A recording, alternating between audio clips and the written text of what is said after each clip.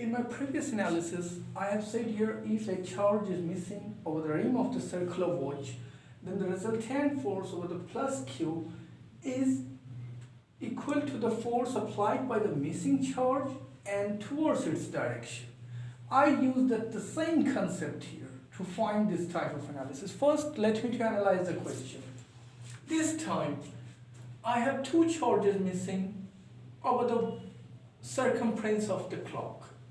One is at +2 and one is at one is at 4. These charges are missing. Rest all have the charges as usual plus Q. And a plus Q is mentioned at the center of the circular watch here.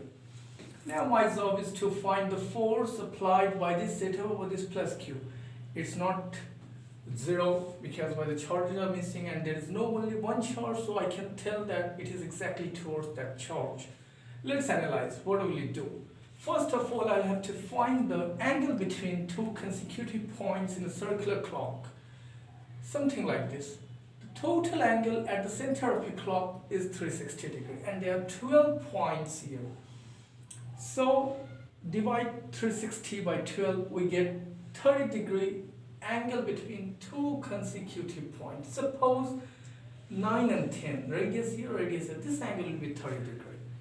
And I use the same concept here. So here the charge is missing, here the charge is missing. Let's see. If plus Q at 4 is missing, then force over plus Q by this plus Q. Sorry, I haven't mentioned here. I need to mention the plus Q's here and here everywhere. Only at 2 and 4 plus a small q is missing, and rest everywhere there are plus Q. If charge here is missing, then the force by this charge, the force by 10 is surviving here, and so direction of the resultant force of direction of force at plus Q by this plus Q is in this direction towards 4. That is F10. Force here plus Q at 2 is also missing. So force by force by charge at 8 is surviving. That is F8 here towards 2 and towards 4. These are two active forces over plus Q in this setup.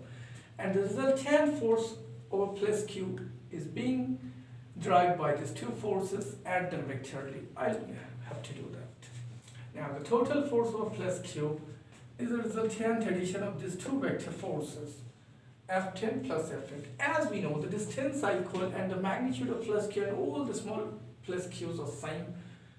So the magnitude of F10 is equals to F8 is equals to this, and I put a common name to this force, that is F, and I use that F to solve here. Add these two forces vectorially by the parallelogram law, that is F squared plus 2F into F cos angle between these two forces, these two vectors. One vector is along this, another vector is along this. So what will be the angle between these two vectors? The angle between these two vectors, there are two intervals. Within one interval, the angle is 30 degrees. So between two intervals, angle is 60 degrees. I put 60 degrees here. By solving this, I get root 3F, and the value of F is equals to QQ by R squared. I put it.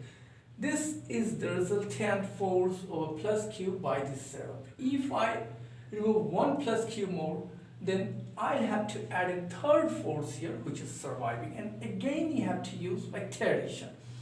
If the number of forces or number of vectors are more than 2, in that case we cannot use this parallelogram law easily.